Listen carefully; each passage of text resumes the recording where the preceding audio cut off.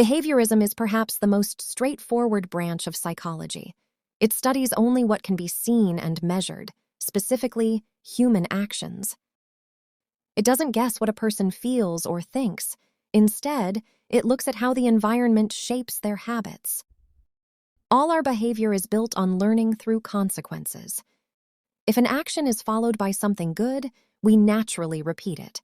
If it's followed by something bad, we try to avoid it. In marketing, this turns into a technology for managing reactions.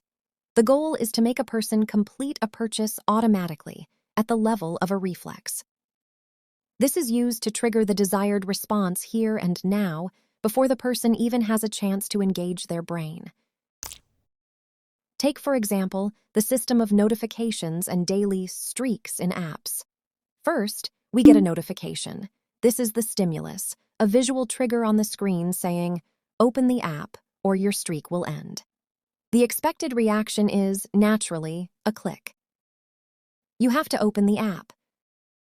This works on the principle of accumulated value. The longer the streak, the more painful it is to break it. The app sends a notification that your 200-day streak is about to expire, thereby pressing on your fear of loss.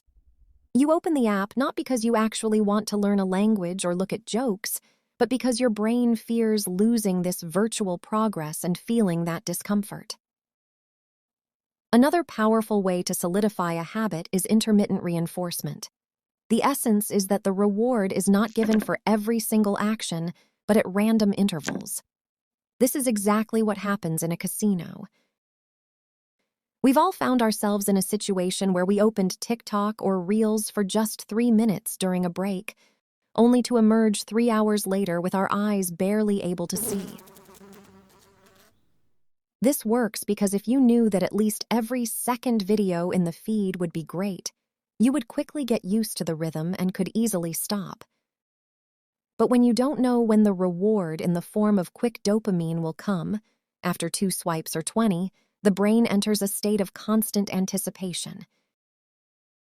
You keep scrolling for hours because the next dose of pleasure could drop at any moment. With every video you think, "Oh, just 1 more minute. What if a really cool edit of my favorite character comes up and I miss it?" Habits formed on such a random schedule are the most resilient. They are the hardest to break because you are always hoping that the next time will be the lucky one. Behaviorism also perfectly explains why we fall for tags like "only 2 items left" or "sale ends in 2 hours." This is the direct creation of an artificial negative stimulus. A person is placed in a condition where inaction leads to a loss of benefit, and the brain reacts instantly with the thought, "I need to buy it now to avoid feeling regret later." You are simply being forced to react to an external irritant as quickly as possible. In personnel management, this theory is used in the most literal way. There is a system of rewards and a system of punishments. Positive reinforcement, bonuses and premiums for meeting the plan.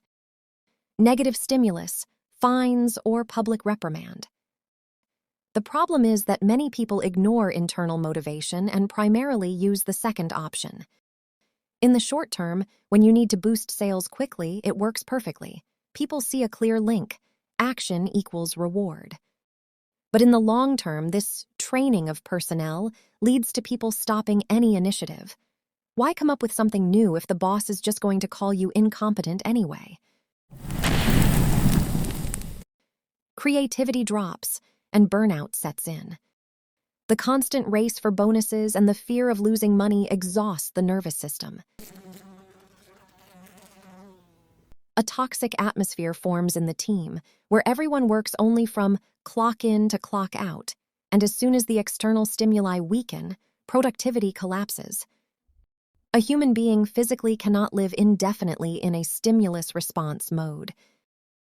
If a manager uses positive stimuli instead, which is rare because it's a long game, the result is different.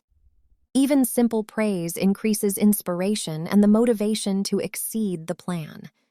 The person knows their results are appreciated. In the long run, this creates trusting relationships. employees don't burn out and work more effectively. Behaviorism isn't just about manipulation. It can be used as a tool for self-development. If you want to train yourself to handle a difficult task, break it down into small steps and give yourself a reward immediately after completion, so the brain sees the connection and starts doing things. In conclusion, behaviorism works best for simple, mechanical tasks. It can either cause a destructive addiction or help you build something useful into your routine. The main thing is to understand where the stimulus is located and whether you are the one controlling it.